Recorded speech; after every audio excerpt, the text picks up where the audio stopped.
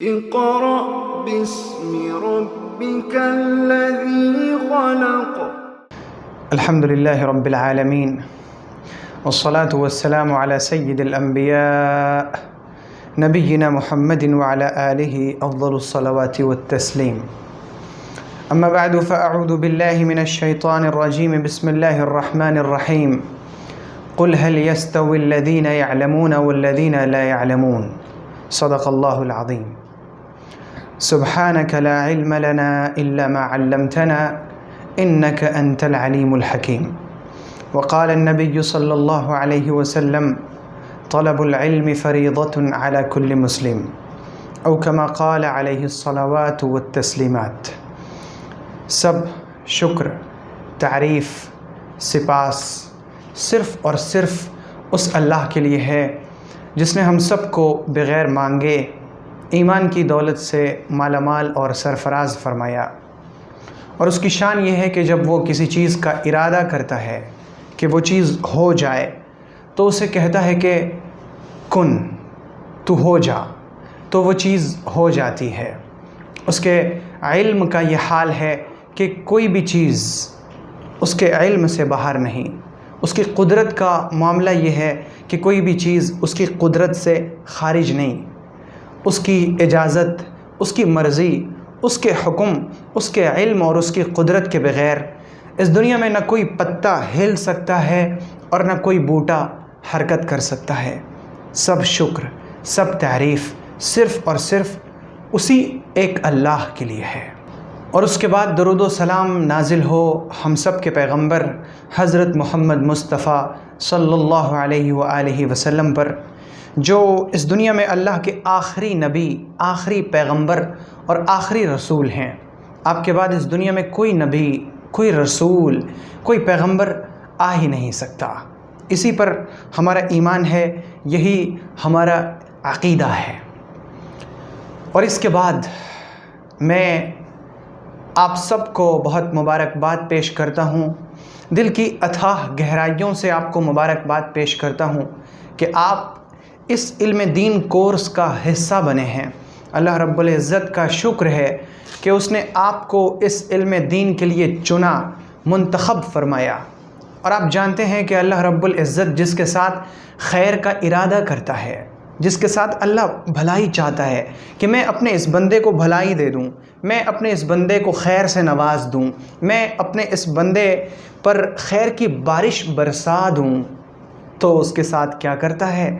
اللہ کے نبی صلی اللہ علیہ وسلم نے فرمایا من یرید اللہ بہ خیرا یفقہہ فی الدین، کہ جس کے ساتھ اللہ رب العزت خیر، بھلائی، بہتری، اچھائی کا ارادہ کرتا ہے، اسے دین کی سمجھ بوجھ عطا کر دیتا ہے، اسے دین کا علم عطا فرما دیتا ہے۔ تو اللہ رب العزت نے آپ کے لیے خیر کا ارادہ فرمایا، آپ اللہ کے ارادے میں آئے، آپ اللہ رب العزت کی اس مشیت کا حصہ بنے جس مشیت نے یہ چاہا کہ آپ علم دین حاصل کرنے والے ہوں، آپ خیر کو سمیٹنے والے ہوں۔ میں اس پر آپ کو بہت مبارکباد پیش کرتا ہوں۔ اللہ رب العزت قرآن پاک میں فرماتا ہے وَلَوْ عَلِمَ اللَّهُ فِيهِمْ خَيْرًا لَأَسْمَعَهُمْ، کہ اگر اللہ رب العزت ان میں کوئی خیر دیکھتا، اللہ کے علم میں ہوتا کہ ان کے لیے کوئی خیر ہے، لَأَسْمَعَهُمْ، تو اللہ تعالیٰ انہیں دین کی باتیں سنواتا۔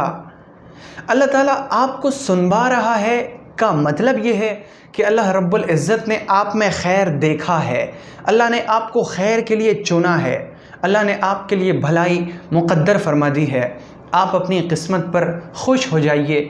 قل بفضل اللہ وبرحمتہ فبذلک فلیفرحوا، اے نبی صلی اللہ علیہ وسلم آپ کہہ دیجئے کہ اللہ کے فضل اور اس کی رحمت پر تمہیں خوش ہو جانا چاہیے، تو آپ خوش ہو جائیے۔ آپ مبارکباد کے لائق اور مستحق ہیں، میں آپ کو مبارکباد پیش کرتا ہوں۔ اس تازہ فکر علم دین کورس کا مقصد کیا ہے؟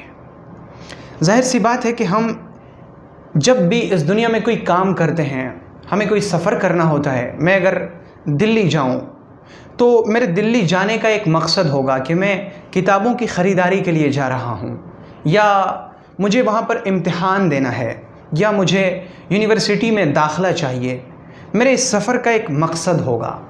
ہم دنیا کا کوئی بھی کام کرتے ہیں تو ہمارے سامنے ایک غرض ہوتی ہے، ایک مقصد ہوتا ہے۔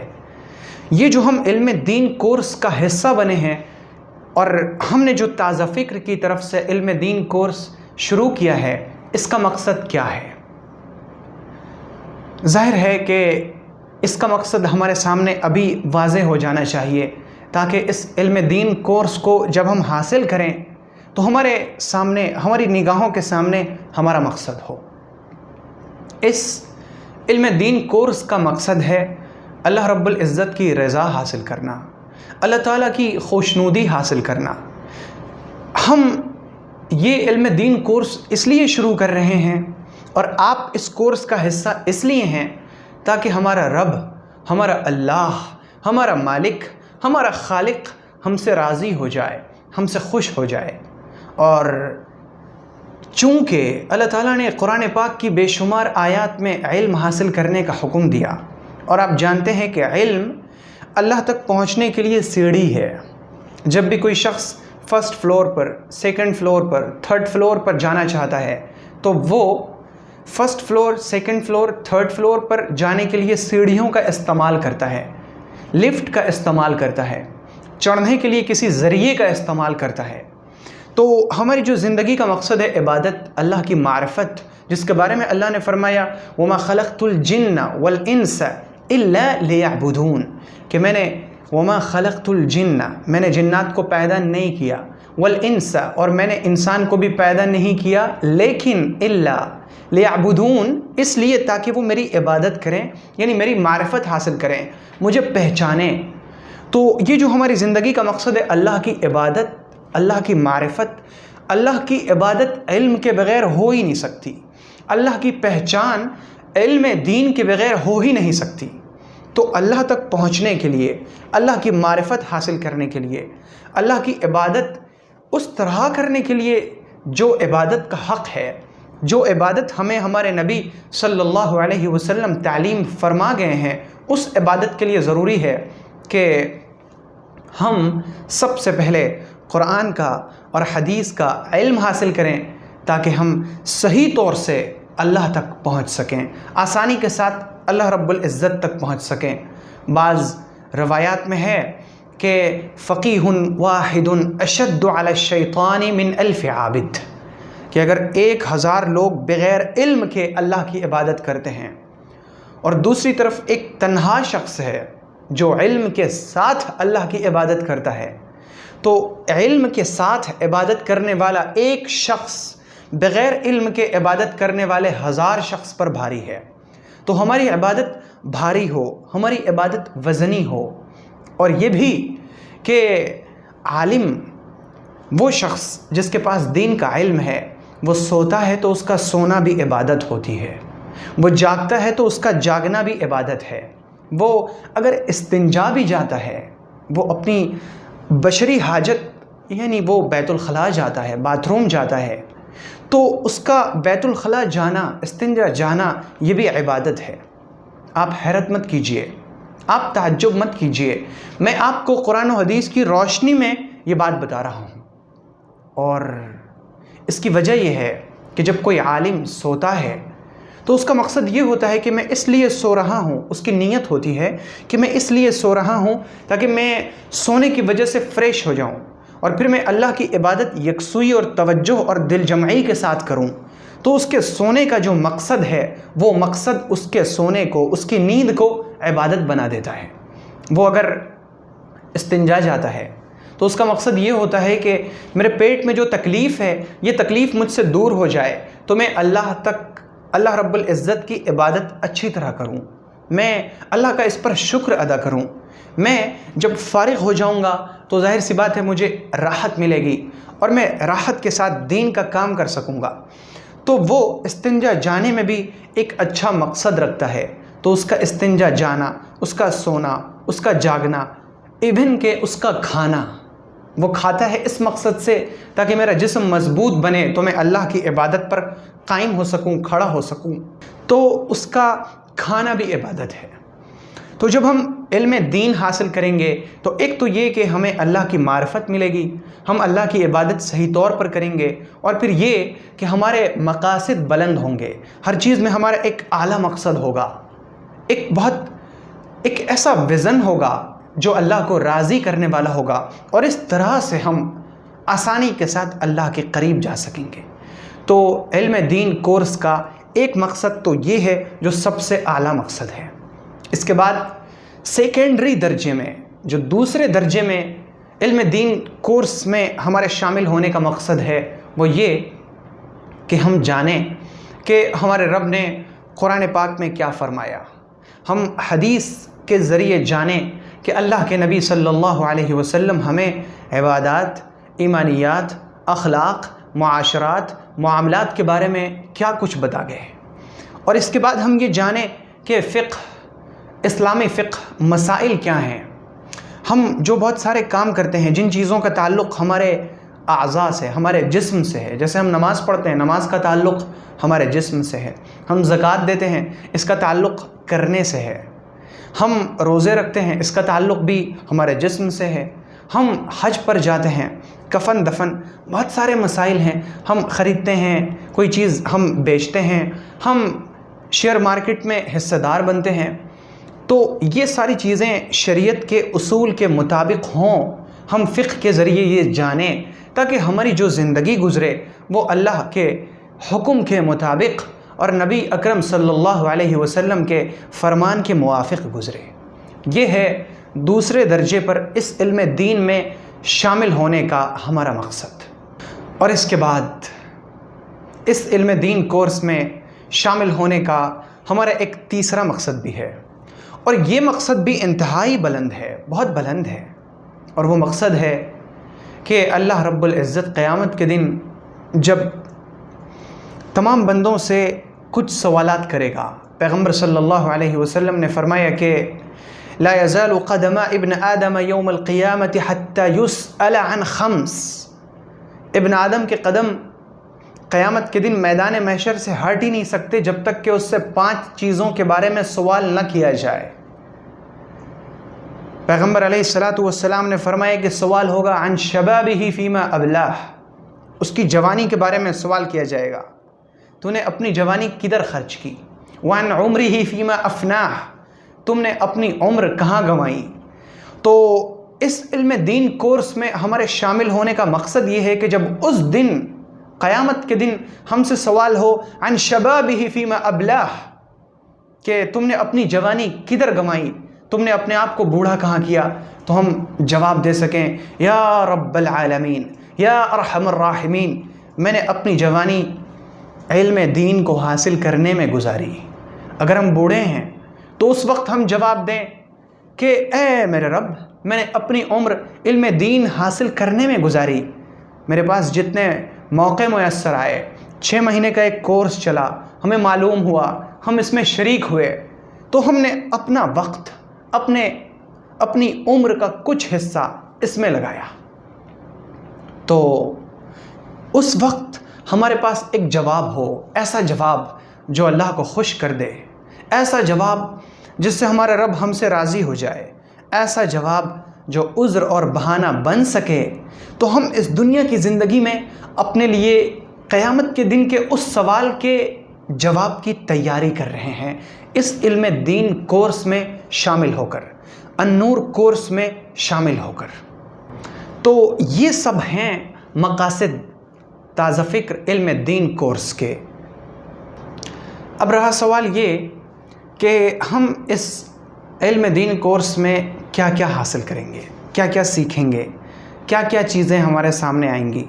سب سے پہلی چیز علم دین کورس میں جو سامنے آئے گی وہ ہے قرآن پاک کے کچھ سورتوں کی تفسیر۔ سورہ لقمان بہت عظیم الشان سورہ ہے، یوں تو پورا قرآن عظیم الشان ہے، قرآن پاک کی ایک ایک سورہ، ایک ایک آیت نہایت عظیم الشان ہے۔ سورہ لقمان کی ایک اپنی خصوصیت ہے، ان خصوصیات کی بنا پر جس میں حضرت لقمان نے اپنے بیٹے کو کچھ نصیحت فرمائی، تو سورہ لقمان کی تفسیر ہم جانیں گے۔ اس کے بعد سورہ حجرات، جس میں اسلامی آداب کا بیان ہے۔ اللہ رب العزت نے اس سورہ کے اندر بہت سارے آداب بیان کیے ہیں کہ ایک اچھا انسان کیسا ہوتا ہے۔ تو ہم سورہ حجرات کی تفسیر کو سیکھیں گے اور اس کے ذریعے ہم جاننے کی کوشش کریں گے کہ وہ کون سا انسان ہے جو اللہ کو بہت پسند ہے، وہ کون سا انسان ہے جسے اللہ بہت پیار کرتا ہے، وہ کون سا انسان ہے جس سے اللہ بہت محبت کرتا ہے۔ سورہ حجرات، تو سورہ لقمان، سورہ حجرات، اور اس کے بعد ہے سورہ النور، سورۃ النور۔ یہ سورہ نور بہت عظیم الشان سورہ ہے۔ آپ جانتے ہیں انسان کیا ہے؟ یہ جو انسان ہے، لفظ انسان، یہ لفظ انسان عربی کے انس سے بنا ہے۔ انس کا مطلب ہوتا ہے مانوس ہونا، محبت کرنا، میل جول رکھنا، ایک دوسرے سے ملنا، انسیت رکھنا۔ تو انس سے بنا ہے انسان۔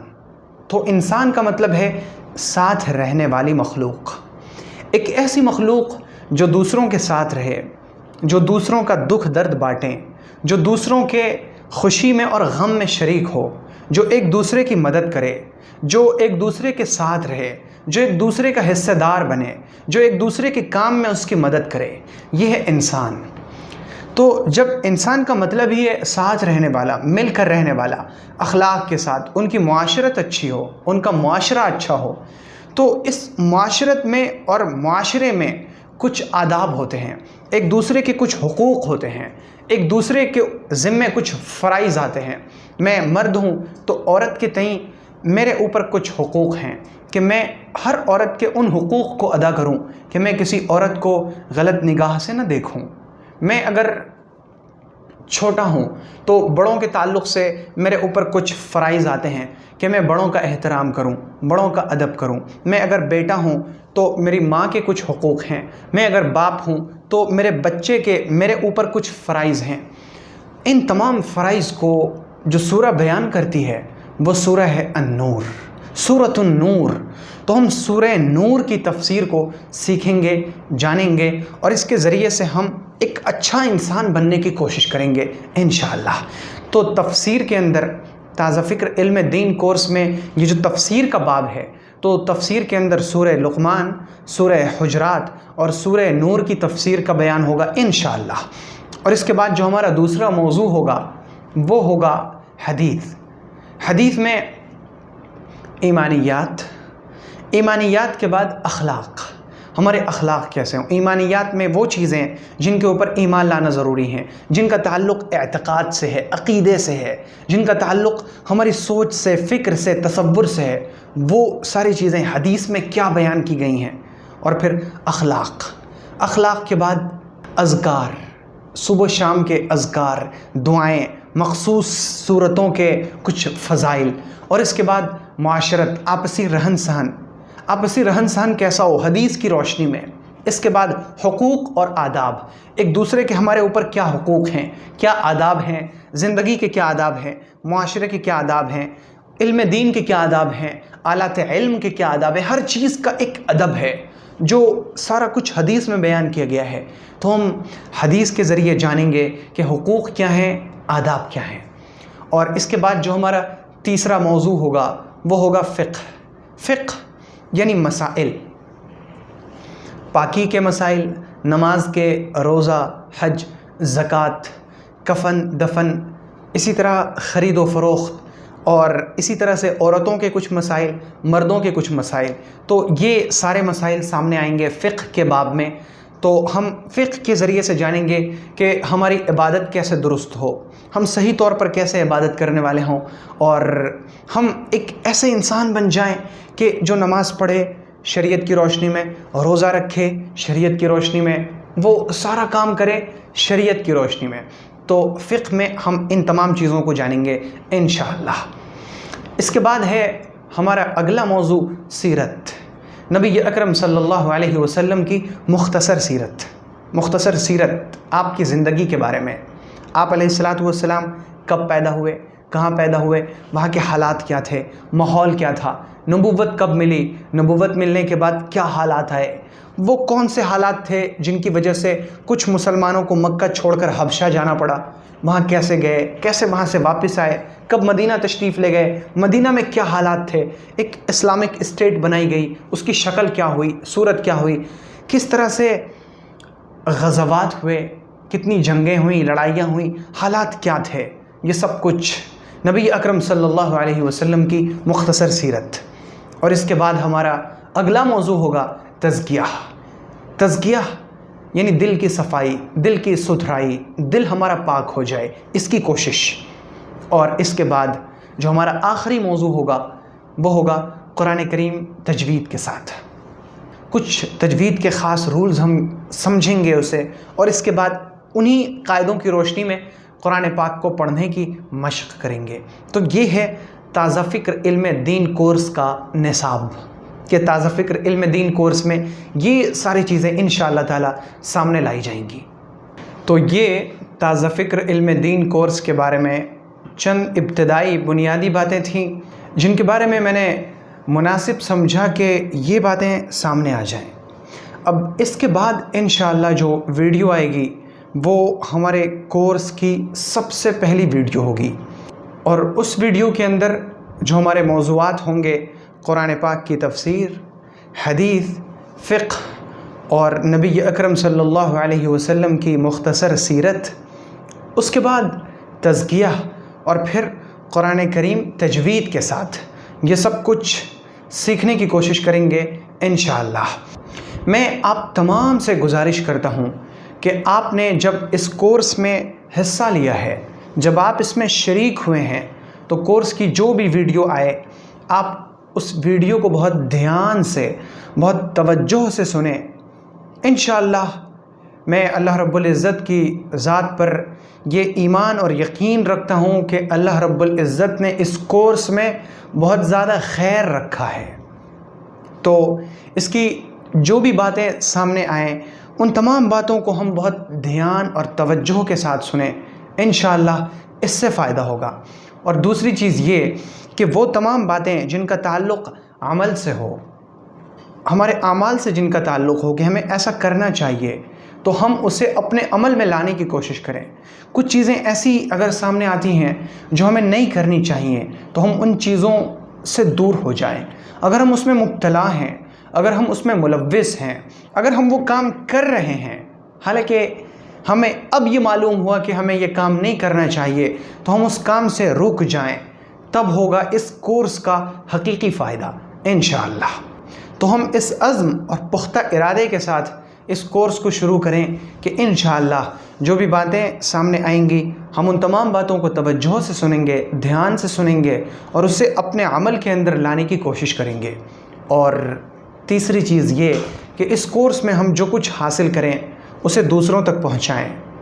اللہ کے نبی صلی اللہ علیہ وسلم نے فرمایا، نضر اللہ امرأ سمع منا شیئا فبلغه كما سمعه فرب مبلغ او عام سامع۔ اللہ تعالیٰ اس شخص کو ہرا بھرا رکھے جو مجھ سے کوئی بات سنے پھر اس بات کو دوسروں تک پہنچا دے، کیونکہ بہت سی بار ہوتا کیا ہے کہ اس شخص نے جو سنا ہے یہ اس بات کو اچھی طرح محفوظ نہیں کر سکتا، لیکن اگر یہ دوسرے تک اسی بات کو پہنچا دے گا تو جس کے پاس وہ بات بعد میں پہنچائی گئی ہے وہ اس بات کو اچھی طرح محفوظ کر سکتا ہے، اس پر عمل کر سکتا ہے۔ تو اللہ تعالیٰ آپ کو ہرا بھرا رکھے گا آپ اگر اس کورس میں حاصل کیے ہوئے علم کو دوسروں تک پہنچائیں گے۔ اور دوسری چیز یہ کہ اگر آپ نے علم دین دوسروں تک پہنچایا تو آپ کا شمار ان لوگوں میں ہوگا جو اللہ کے دین کو پھیلانے والے ہیں، جو اچھائی کا حکم کرنے والے اور برائی سے روکنے والے ہیں۔ علم دین کو دوسروں تک پہنچانے کے لیے یہ ضروری نہیں کہ ہمارے پاس پورے قرآن کا اور پوری حدیث کا علم ہو، بس یہ ضروری ہے کہ ہم جو بات پہنچا رہے ہوں اس کا پورا پورا علم ہمارے پاس ہو۔ تو ہم اس کورس کے ذریعے جن باتوں کو مکمل طریقے پر سمجھیں گے ان باتوں کو دوسروں تک پہنچائیں گے انشاءاللہ۔ اگر کوئی ایک شخص بھی یقین کیجئے کہ ایک شخص بھی آپ کی کسی ادنا سی کوشش سے سیدھی راہ پر آ جائے تو آپ کی نجات کے لیے یہ کافی ہے۔ تو ان تمام عزائم اور ارادے کے ساتھ ہم اس کورس کو شروع کریں اور اپنی نیت صاف کر لیں۔ پیغمبر صلی اللہ علیہ وسلم نے فرمایا انما الاعمال بالنیات، عمل کا ثواب ویسا ہی ملتا ہے جیسے نیت ہوتی ہے۔ کورس میں شریک ہونے کا مقصد یہ نہ ہو کہ مفتی صاحب کی غلطیاں نکالیں گے، کورس میں شامل ہونے کا مقصد یہ بھی نہ ہو کہ ہم اس کورس میں بہت ساری چیزیں سیکھیں گے تو ان باتوں کے ذریعے سے دوسرے سے بحث کر لیں گے۔ کورس میں شریک ہونے کا مقصد یہ نہ ہو کہ ہمارے پاس خوب علم رہے گا تو ہم اچھی باتیں دوسروں کے سامنے کرنے والے ہوں گے۔ نہ، یہ سب نیت نہیں، یہ سب نیتیں نہیں۔ نیت جو اللہ کے نزدیک مقبول اور معتبر ہے وہ نیت یہ ہو کہ ہم علم دین حاصل اس لیے کر رہے ہیں تاکہ ہمارا رب ہم سے راضی ہو جائے، ہمارا اللہ ہم سے راضی ہو جائے، یہ نیت کریں ہم۔ اور اس کے بعد یہ نیت کریں کہ علم دین کورس اس لیے کر رہے ہیں، علم دین حاصل اس لیے کر رہے ہیں تاکہ دین کا علم حاصل کریں گے تو ہمیں اللہ کی معرفت حاصل ہوگی، اللہ کی عبادت صحیح طریقے پر کریں گے، اللہ تک آسانی کے ساتھ پہنچیں گے اور شیطان ہمیں بہکا نہیں سکے گا، شیطان پر ہم غالب آ جائیں گے، شیطان ہم پر غلبہ نہیں پا سکے گا۔ اور اس کے بعد مقصد یہ ہو کہ ہمارا وقت اللہ رب العزت کی اطاعت اور فرما برداری میں گزرے۔ یہ جو ہم دین کا علم حاصل کریں گے، بار بار ویڈیوز کو دیکھیں گے، پھر سے سنیں گے، اس کے بارے میں ہم گروپ میں جب گفتگو کریں گے، آپس میں ہماری جب ڈسکشن ہوگی کہ ہم نے کیا سیکھا، کیا سمجھا، تو یہ جو ہمارا وقت گزرے گا انشاءاللہ تعالی یہ وقت قیامت کے دن ہمارے لیے باعث فخر ہوگا، انشاءاللہ یہ وقت ہمارے لیے سبب نجات ہوگا انشاءاللہ۔ تو ان چیزوں کے ساتھ، ان نیتوں کے ساتھ ہم اپنے اس کورس کو شروع کریں گے انشاءاللہ۔ اور اگر آپ کے کوئی جاننے والے، پہچاننے والے ایسے ہیں کہ آپ انہیں اگر اس کورس کے بارے میں بتائیں تو وہ بھی اس کورس میں شریک ہو جائیں گے، تو ابھی بھی اگر آپ کے ذریعے سے وہ لوگ اس کورس میں شریک ہوتے ہیں تو میں ان کا بھی استقبال کرتا ہوں، آپ کا بھی شکریہ ادا کرتا ہوں، اور اللہ رب العزت سے ہماری یہ دعا ہے کہ اللہ تعالیٰ آپ کی ہر اس کوشش کو قبول فرمائے جو کوشش اعلاء کلمت اللہ کے لیے، اللہ کے کلمے کو بلند کرنے کے لیے، اللہ کے دین کو پھیلانے کے لیے ہو۔ اللہ تعالیٰ آپ کی ان تمام کوششوں کو قبول فرمائے اور اپنی شایان شان اللہ رب العزت آپ کو اس کا اجر عطا فرمائے۔ اور آج کی اس ویڈیو کو ہم اس دعا پر ختم کرتے ہیں کہ الہی اس کورس کو ہمارے لیے خیر کا اور برکت کا ذریعہ بنا، اس کورس کو بہت آسانی کے ساتھ ہم سب کو سمجھنے والا اور ہم سب کو اس کورس میں آئی ہوئی تمام باتوں پر عمل کرنے والا بنا دے، اور اس کورس کو ہمارے لیے دنیا میں سرخ روئی کا ذریعہ اور آخرت میں ہمارے لیے اسے نجات کا ذریعہ بنا دے۔ اس کورس کے اندر جو بھی مشکلات ہیں، پریشانیاں ہیں، جو بھی معاملات ہیں، انسان ہیں تو ظاہر سی بات ہے کہ پریشانیاں اور طرح طرح کی رکاوٹیں ہوں گی، کبھی کوئی بات، کبھی کوئی چیز، کبھی کوئی مسئلہ، کبھی کوئی معاملہ۔ اللہ تعالیٰ ان تمام معاملات کو اور پریشانیوں کو، اللہ تعالیٰ تمام گتھیوں کو سلجھا دے۔ اللہ رب العزت ہماری تمام مشکلات کو اور پریشانیوں کو دور فرمائے۔ اور میں آپ سب کے لیے ہمیشہ یہ دعا کرتا ہوں کہ اللہ تعالیٰ آپ سب کو اپنی پناہ میں رکھے، صحت عافیت کے ساتھ رکھے، ایمان و سنت کے ساتھ رکھے، آپ کو ہر طرح کے شرور سے، فتن سے، بلا سے، مصیبت سے، پریشانی سے، دکھ سے دور رکھے۔ آپ اگر اس میں مبتلا ہیں اللہ تعالیٰ نجات عطا فرمائے۔ اللہ رب العزت آپ کو ہر طرح کی خوشی، ہر طرح کی فرحت، مسرت، خیر، برکت عطا فرمائے، اور آپ اس دنیا میں بہت اچھی قابل رشک زندگی گزاریں۔